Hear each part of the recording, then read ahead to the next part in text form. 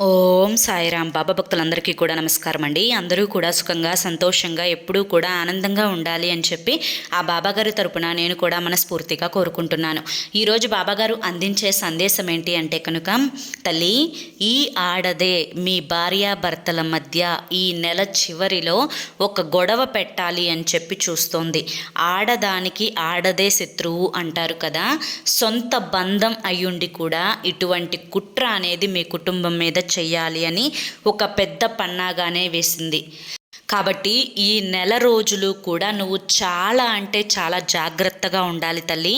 లేకపోతే కొంచెం చిన్న అవకాశం ఎక్కడ దొరికినా కానీ నిన్ను నీ భర్తను విడదీయాలని గొడవ పెట్టాలి అని చూస్తూ ఉంది అని చెప్పి ఏదో తెలియని సందేశంతో బాబాగారు మన ముందుకు వచ్చారండి. మరి ఆ సందేశం ఏంటో తెలుసుకునే ముందు చాలామంది కూడా చెప్పుకోలేనటువంటి సమస్యలతోటి సతమతం అయిపోతూ వాటిని ఎలా తీర్చుకోవాలో తెలియక ఇబ్బంది పడిపోతూ ఉంటున్నారు. అటువంటి వారి కోసం శ్రీ షిరిడి సాయిబాబా ఆశీస్సులతో జ్యోతిష్యం చెప్పబడును గురూజీ శివరామరాజు గారు. Phone number 9959422252. మీరు ఇప్పటి వరకు ఎన్నో చోట్ల జ్యోతిష్యం చెప్పించుకొని మీరు ఆశించిన మార్పులు మీ జీవితాల్లో జరగలేదని చెప్పి బాధపడి ఉంటారు. కానీ ఇక్కడ అస్సలు అలా జరగదండి. మీ సమస్యలు ఏవైతే ఉన్నాయో, ప్రేమ, పెళ్లి, ఉద్యోగం, రాజకీయం, సంతానం లేక ఇబ్బంది పడుతున్నా, భార్యాభర్తల మధ్య గొడవలున్నా, అప్పుల సమస్యలున్నా, శత్రువుల సమస్యలున్నా, అవేంటో గురువుగారికి వివరించి చెప్పినట్లయితే వాటికి తగిన పూజలు చేసి గురువుగారు మీకు రోజుల్లోనే పరిష్కారాన్ని చూపిస్తారు. గురువుగారు చెప్పినట్లు 100కు 1000% జరుగుతుంది. నమ్మకంతో స్క్రీన్ మీద కనిపిస్తున్న నెంబర్కి కాంటాక్ట్ ఇవ్వండి. భార్యాభర్తల సమస్యలు, అలాగే భార్యాభర్తల మధ్య వశీకరణ, స్త్రీ మరియు పురుషుల మధ్య వశీకరణ కూడా 100% జరపబడును. ఎటువంటి సంతాన సమస్యలకైనా కానీ గురువు గారి దగ్గర చక్కటి పరిష్కారం అనేది దొరుకుతుందండి. మాకున్నటువంటి ఎన్నో రకాలైనటువంటి సమస్యలను గురువుగారు రోజుల్లోనే పరిష్కరించారు. అలాగే ఎంతోమంది బాధలు పడుతున్న జీవితాల్లోకి సంతోషాలను తమ యొక్క పూజల ద్వారా తీసుకొచ్చారండి గురువుగారు. మీరు కూడా వెంటనే స్క్రీన్ మీద కనిపిస్తున్న నెంబర్కి అయితే కాంటాక్ట్ అవ్వండి. అస్సలు మిస్ అవ్వద్దు. ఇక ఆలస్యం చేయకుండా బాబాగారి యొక్క సందేశం ఏంటో తెలుసుకుందాం. తల్లి, మీ భార్యాభర్తలు తరచుగా గొడవలు పడుతూ ఉంటున్నారు కదా ఈ మధ్యకాలంలో.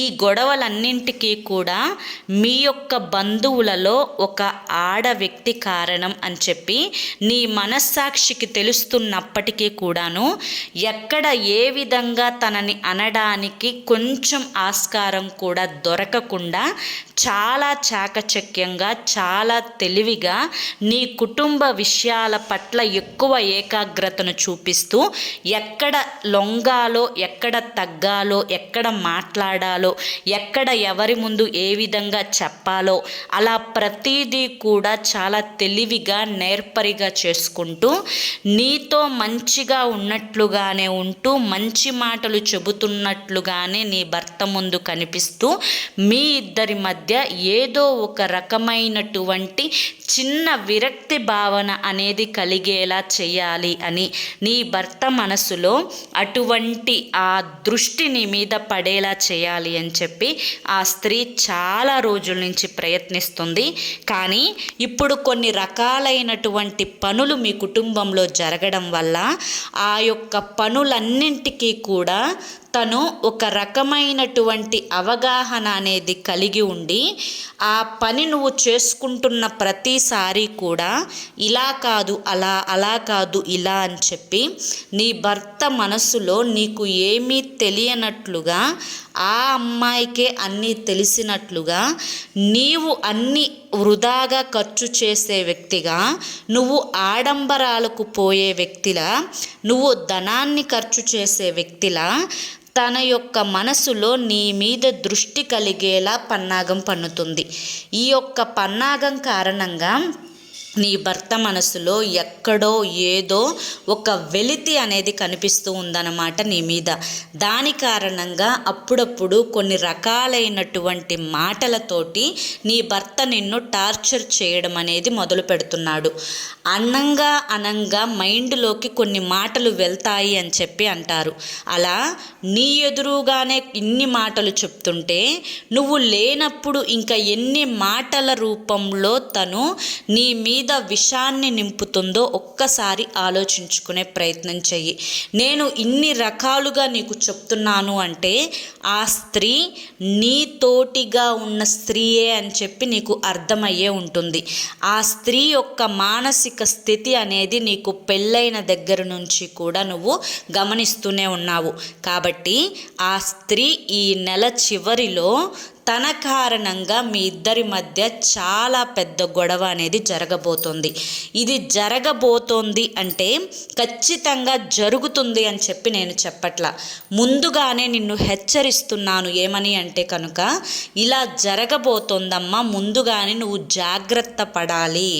నువ్వు ఎక్కడ ఏ అవకాశం అనేది ఇవ్వకూడదు, ఎక్కడా నువ్వు దొరకకూడదు, ఎక్కడా కూడా లొంగకూడదు. తన మాటలు ఏ విధమైనటువంటి మాటలు ఎవరితో నీ మీద ఏ విధంగా చెప్తుందో ప్రతిదీ కూడా నువ్వు గమనించుకుంటూ ఉండాలి.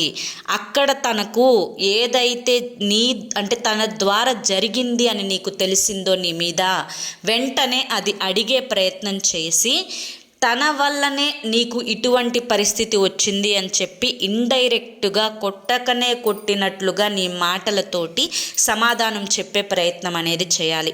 బిడ్డ, ఆడదానికి ఆడదే శత్రువు అంటారు కదా, అది నీ విషయంలో తన ద్వారా జరుగుతుంది. ఎందుకంటే తను నీ రక్త సంబంధం కాదు, అలాగే నీ తోబుట్టువు కాదు, అలాగే చిన్నతనం నుంచి ఇద్దరు కలిసిమెలిసి పెరిగిన వాళ్ళు కూడా కాదు.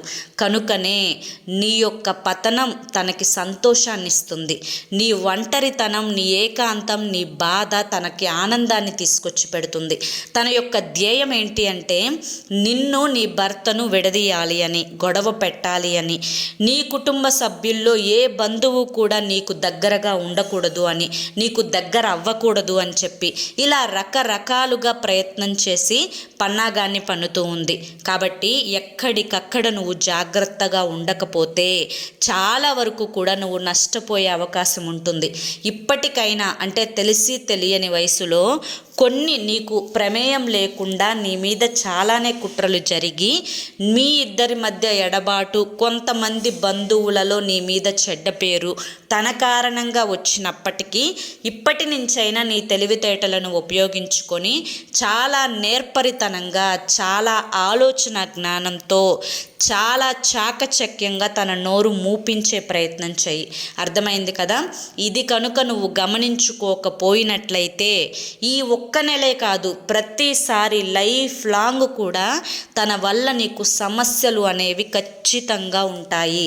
ఆ విషయాన్ని నువ్వు గుర్తెరగాలి తల్లి. తనతో చాలా జాగ్రత్తగా ఉండాలి.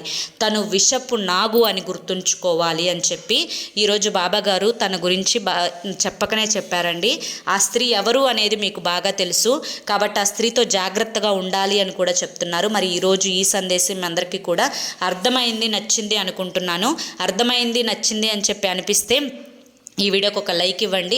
లైక్ ఇచ్చిన వెంటనే హైప్ అని వస్తుంది, హైప్ ఇవ్వండి. కింద కామెంట్ సెక్షన్లో ఓం సాయిరామ్ అని చెప్పి టైప్ చేయడం మాత్రం అస్సలు మర్చిపోవద్దు. మొదటిసారి మన సాయి పిలుపు ఛానల్లోకి వస్తే మన ఛానల్ని సబ్స్క్రైబ్ చేసుకుని సపోర్ట్ చేయండి. అలాగే మీరు ఎటువంటి సమస్యలతోటి బాధపడుతున్నా కానీ స్క్రీన్ మీద కనిపిస్తున్న గురువుగారికి నెంబర్కి అయితే కాంటాక్ట్ అవ్వటం అస్సలు మర్చిపోవద్దు. ఓం సాయిరామ్.